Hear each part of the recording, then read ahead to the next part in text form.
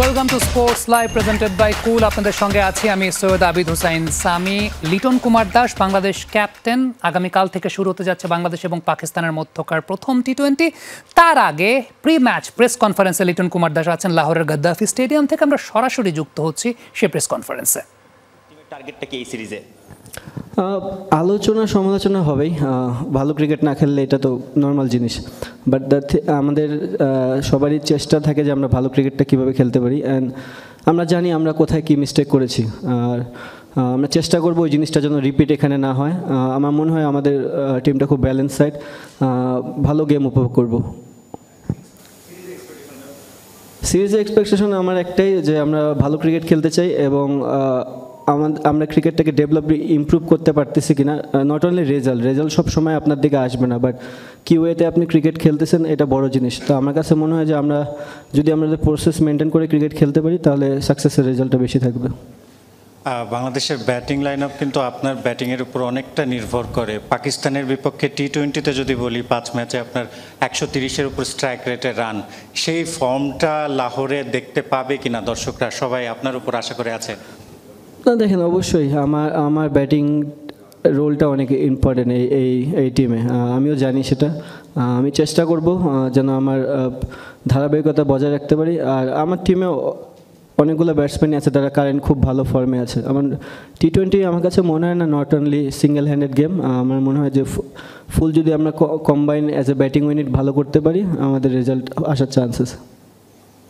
Captain, আমরা যদি তার আগে সিরিজটা দেখে আমরা ওয়েস্ট ইন্ডিজে 3-0-তে জিতেছিলাম, লাস্ট সিরিজটা হেরেছি। তো কনসিস্টেন্সি একটা বড় প্রবলেম মনে হচ্ছে। আপনার কাছে কি মনে হয় যে এই জায়গাটা থেকে কীভাবে ডেভেলপ করা যায়, যে একটা খুব ভালো সিরিজের পরের সিরিজটাই আমরা হেরে গেছে? দেখেন, অবভিয়াসলি আমরা যদি ধারাবাহিক হতাম তাহলে হয়তো বা আমরা ওয়ার্ল্ডের অনেক টপ টিমের ভিতর থাকতাম। আমরা যেহেতু পিছনের টিম, তার মানে আমাদের কিছু ল্যাকিংস আছে।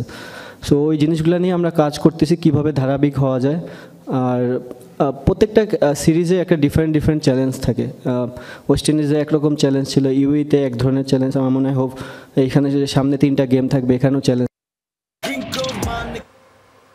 লিটন কুমার দাস কথা বলছিলেন লাহোরের গাদ্দাফি স্টেডিয়াম থেকে, এবং এই সিরিজটা নিয়ে তার প্রত্যাশার জায়গা, সংবাদকর্মীরা তাকে জিজ্ঞেস করছিলেন বাংলাদেশের সবলতা দুর্বলতার জায়গাগুলো নিয়ে। লিটন কুমার দাস কথা বলছিলেন। এবারে ক্রিকেট থেকে একটু দৃষ্টি রাখতে চাই ফুটবলের দিকে। Big match coming ahead. Sold out বহুল প্রতীক্ষিত বাংলাদেশ সিঙ্গাপুর ম্যাচের টিকিট, বিষয়টি নিশ্চিত করেছেন কম্পিটিশন কমিটির সদস্য তাজওয়ার আওয়াল।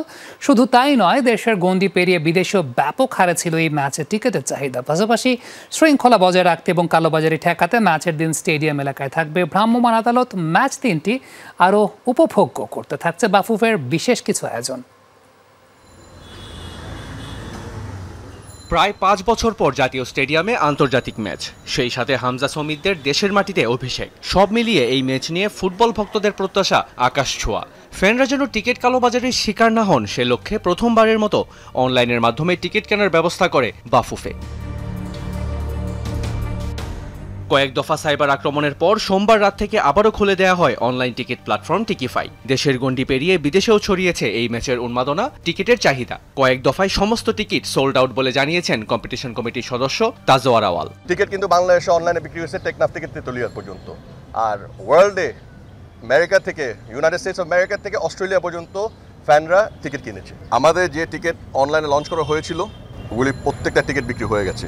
টিকিট কিনে থাকেন টিকেফাই ওয়েবসাইটের লিঙ্ক দিয়ে, ওই টিকিটগুলি 100% অ্যাকুরেট, ওইগুলি বিক্রি হবে। ওগুলি আপনারা যদি না পেয়ে থাকেন পাবেন, আর ওগুলি দিয়ে আপনারা খেলা দেখতে প্রবেশ করতে পারবেন। ম্যাচের দিনটিকে কিভাবে আরও উৎসব মুখর করা যায়, কিভাবে বিশেষ সব আয়োজনের মাধ্যমে ম্যাচটি দেশের ফুটবল ভক্তদের জন্য আরও বেশি উপভোগ্য করে তোলা যায়, সেদিকেও বিশেষ নজর থাকছে বাফুফের। কনসার্ট হবে, একটা লেজার শো হবে, যেটা আমরা আগে বলেছি, এবং ফ্যান জোনে কিন্তু বিভিন্ন গেম থাকবে। ফুটসল গেম থাকবে, ফুটবল রিলেটেড যে গেম আছে, এখানে বিভিন্ন অ্যাক্টস থাকবে, মেবি কোনো ম্যাজিশিয়ান শো হবে বা সার্কাস অ্যাক্ট হবে। এটা এখন কথা চলমান, এখন এটা আমরা ফাইনালাইজ করি, তারপর আমরা এটাও জানিয়ে দিব আপনাদেরকে। ম্যাচের দিন স্টেডিয়াম এলাকায় থাকবে ভ্রাম্যমাণ আদালত। টিকিট কালোবাজারি ধরা পড়লে নেওয়া হবে আইনি ব্যবস্থা। আমরা অলরেডি সরকারের সাথে কথা বলছি, আমরা কিন্তু ম্যাজিস্ট্রেট রাখবো সেদিন। যদি আমরা কোনো নকল টিকিট পাই, সাথে সাথে ওই ইন্ডিভিজুয়াল ম্যাজিস্ট্রেটের হাতে উঠে যাবে। আর যদি টিকিটটা আমরা ভেরিফাই করি যে কার নামে হবে, যেহেতু প্রত্যেকটা টিকিটের নাম থাকবে, নাম্বার থাকবে এবং একটা ইমেল আইডি থাকবে, যে ব্ল্যাকে এই টিকিট বিক্রি করবে, যদি কোনো মিসম্যাচ হয়, যদি কোনো দর্শক মাঠে এসে ঢুকতে না পারে কিউআর কোড স্ক্যানিংয়ের জন্য, এটা যদি আমরা প্রমাণ করতে পারি যে এটা একটা ব্ল্যাকের টিকিট, আমরা কিন্তু যে দর্শক যার নামে টিকিট ওনার নামে মামলা হবে। সিঙ্গাপুর ম্যাচের আগে ফুটবলারদের পরখ করে নিতে ভুটানের বিপক্ষে 4 জনে একটি প্রস্তুতিমূলক ম্যাচ খেলবে বাংলাদেশ। বুধবার থেকে ছেড়ে দেওয়া হবে সেই ম্যাচের টিকিট। মেহেদি রিয়ান, যমুনা স্পোর্টস, ঢাকা। টি-20 ক্রিকেটের বিবর্তনের পরিপ্রেক্ষিতে বোলাররা এখন অনেক নতুন কিছু ট্রাই করেন। বিশেষ করে সাম্প্রতিক সময়ে একটা বিষয় খুব উল্লেখযোগ্য, সেটা হচ্ছে স্পিন বোলাররা হিডেন গ্রিপে বোলিং করার চেষ্টা করছেন, যাতে ব্যাটসম্যানরা আগে থেকে তার হাতের অবস্থানটা বা বলটাকে কোন গ্রিপে ধরেছেন সেগুলো বুঝতে না পারে। আমরা নারায়ণকে দেখেছি বেশ প্রমিনেন্টলি করতেন, সিকান্দার রাজা রিসেন্ট টাইমসে করা শুরু করেছেন। মেহেদি মিরাজের মধ্যেও সেই সিকান্দার রাজার হাওয়া বাতাস লেগেছে কিনা সেই প্রসঙ্গটা আসতেই পারে, কারণ লাহোরে প্র্যাকটিস সেশনে মেহেদি মিরাজকে দেখা গেছে এমন হিডেন গ্রিপে বোলিং করতে। ইভেন তার বোলিং দেখে উচ্ছ্বসিত spin bowling coach Mushtaq Ahmed. বিস্তারিত থাকছে আমাদের সহকর্মী হাসিনুর রহমানের রিপোর্টে। টি-20তে মেহেদি হাসান মিরাজের বোলিংটা চলে না, এমন অভিযোগ প্রায়শই শোনা যায়। টেস্ট আর ওয়ানডেতে মিরাজ দলের অটো চয়েস, কিন্তু শর্টার ফরম্যাটে তার উপর আস্থার অভাব আছে টিম ম্যানেজমেন্টেরও বলাই যায়। কারণ বিপিএলের সেরা খেলোয়াড় হবার পরেও শুরুতেই পাকিস্তান সিরিজের দলে ছিলেন না তিনি। সৌম্য সরকারের ইনজুরিতে পরে মিলেছে ডাক। তবে মিরাজ কিন্তু থেমে নেই, বেশ কিছুদিন ধরেই নিজের বোলিং অ্যাকশন নিয়ে কাজ করছেন এই অলরাউন্ডার। টি-20 দলেও জায়গা পাকা করতে মরিয়া তিনি। সেই লক্ষ্যেই অ্যাকশনে পরিবর্তন আনতে কাজ করছেন মিরাজ। সুনীল নারিনের বিখ্যাত গ্রিপ হিডেন অ্যাকশন ডেলিভারি শিখতে কাজ করছেন নিয়মিত। নারিনের এই ফর্মুলায় সাফল্য পেয়েছেন অনেক বোলার, এবার মিরাজও হাঁটছেন সেই পথেই। পাকিস্তান সফরে এসে স্পিন বোলিং কোচ মুশতাক আহমেদকে সাথে নিয়ে নেটে হিডেন গ্রিপ অ্যাকশনে বোলিং অনুশীলন করেছেন মিরাজ। এই অলরাউন্ডার যে অনেকটাই রপ্ত করে ফেলেছেন সেই কৌশল, সেটা বোঝা যাচ্ছে কোচ মুশতাক আহমেদের উচ্ছ্বাসে।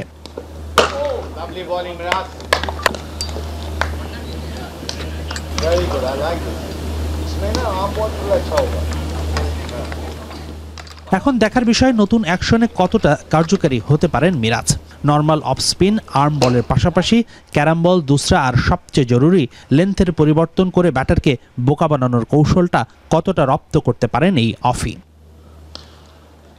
টি-20তে এই মুহূর্তে রিশাদ হোসেন ও শেখ মেহেদি টাইগার একাদশের প্রথম পছন্দ।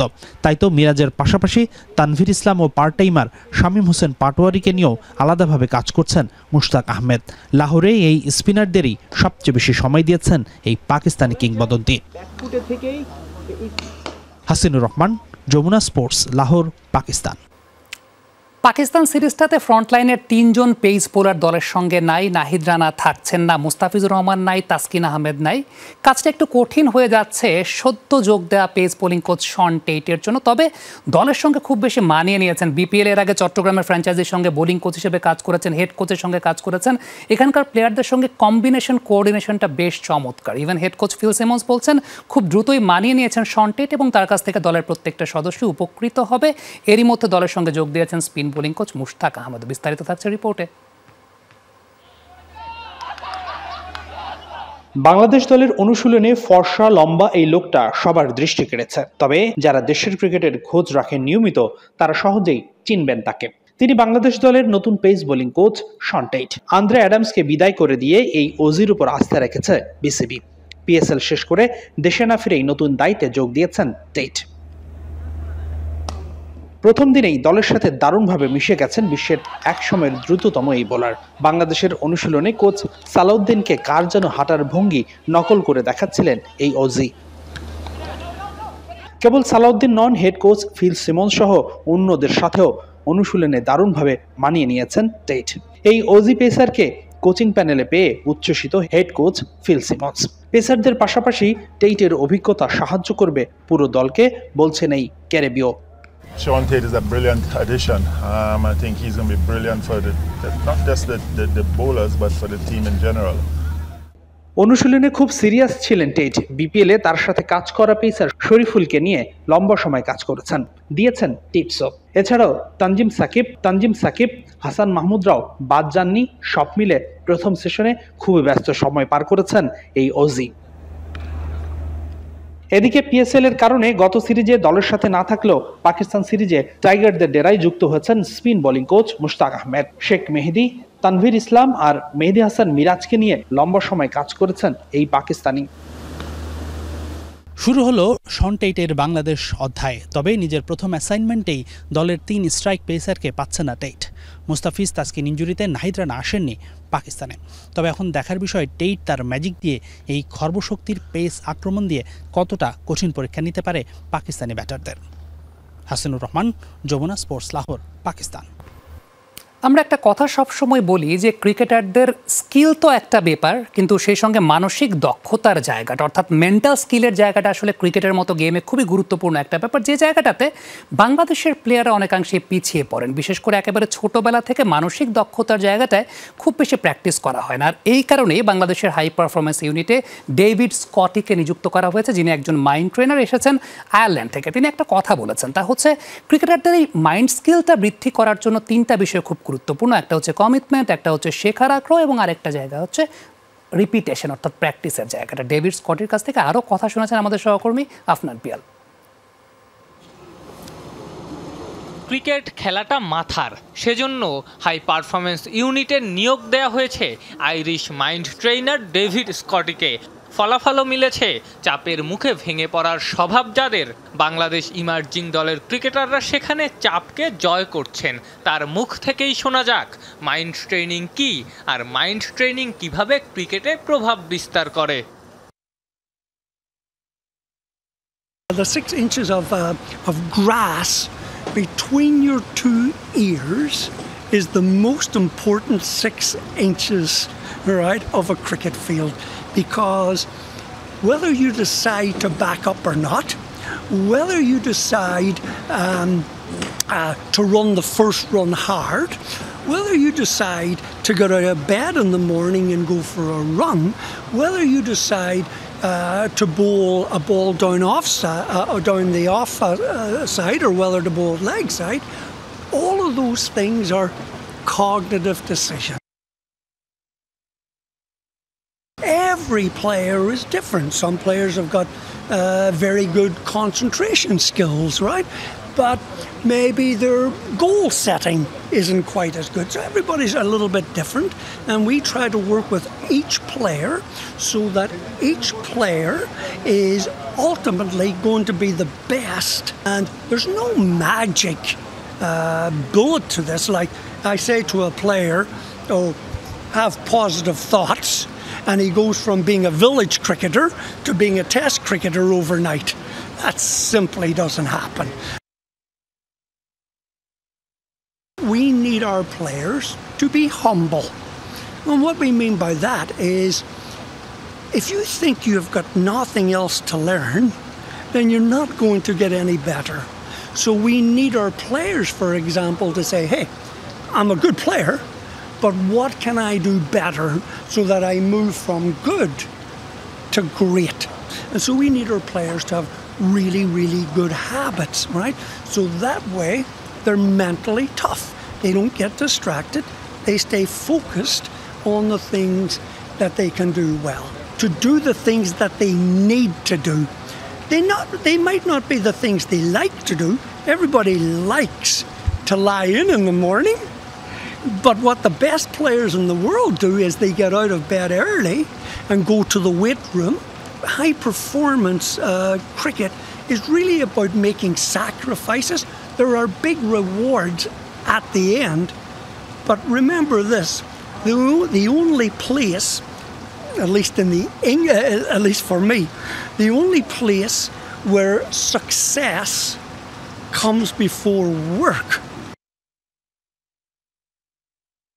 So when you were in school and you were asked a question and you didn't know the answer, you probably didn't look the teacher straight in the face, right? When you're confident, you're well prepared, and you know what to do, then you look people in the eye. Well, of course, you get an A+ by coming to all the classes, taking all good notes, studying and studying and studying, not going out maybe with your friends the night before an exam, but studying. So therefore, when the exam comes around, you're sitting in class, head up, pretty confident that, hey, I'm ready for this. It's the same thing with our players. When you're well prepared and you focus on the process, then you're confident, right? It's a little bit like you didn't come to class, you didn't study for the exam, you don't have any notes. You might say to yourself, I'm going to do well, I'm going to do well. But there's a little voice in your head that's saying, I'm not going. That's right. And it's the same thing in sport. So much of confidence is going to come from practice. For example, focusing on the process and not worrying about the score. I say this to our players. When you go up in an airplane, right, never worry about landing. Never. Because you're going to land. The airline company won't leave you up in the air forever. Remember this, as confidence goes up, stress and anxiety go down. Right? Right? What is 2 plus 2? Right? Now, you're smiling at me. You look pretty confident.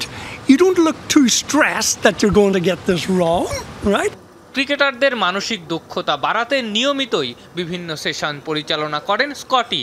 ক্রিকেটারদের বিভিন্ন video দেখিয়ে ধরিয়ে দেন bat বলের এই খেলাটার সাথে মাথা কতখানি জড়িয়ে। তার সেশনে কেউই মোবাইল ফোন ব্যবহারের অনুমতি পান না।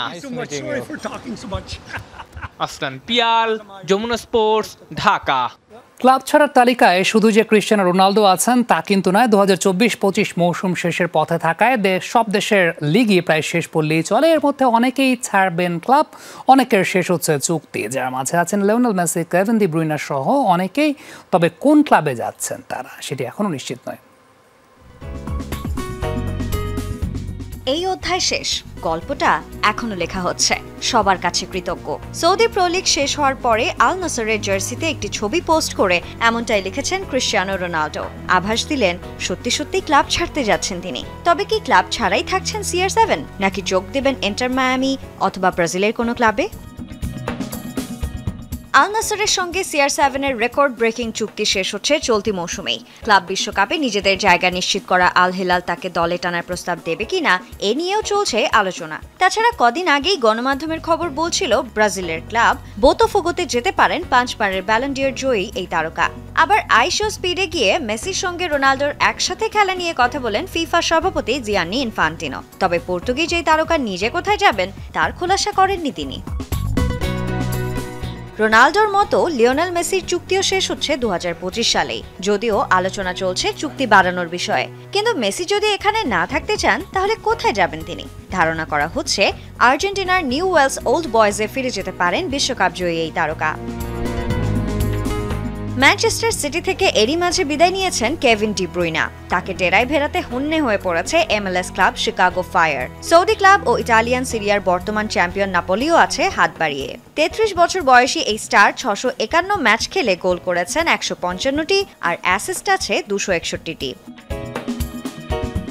বায়ার্ন মিউনিখের তারকা লেরয় সানের অধারাবাহিকতার কারণে নতুন করে চুক্তিই করেনি তার ক্লাব। তারপরও 220 ম্যাচে 61 গোল করা এই জার্মান উইঙ্গারকে দলে টানতে চায় নাপোলি। অপরদিকে আর্সেনাল ও লিভারপুলও চোখ রেখেছে সানের উপর। এই ফুটবলারদের পাশাপাশি ফ্রি এজেন্ট হওয়ার তালিকায় আছেন লিভারপুলের ট্রেন্ট আলেকজান্ডার আর্নল্ড। তবে তিনি শীঘ্রই যোগ দিচ্ছেন মিউনিখে। সানজানা আইভি, যমুনা স্পোর্টস। এই ছিল আজকের স্পোর্টস লাইভ। এতক্ষণ আমাদের সঙ্গে থাকার জন্য সবাইকে ধন্যবাদ।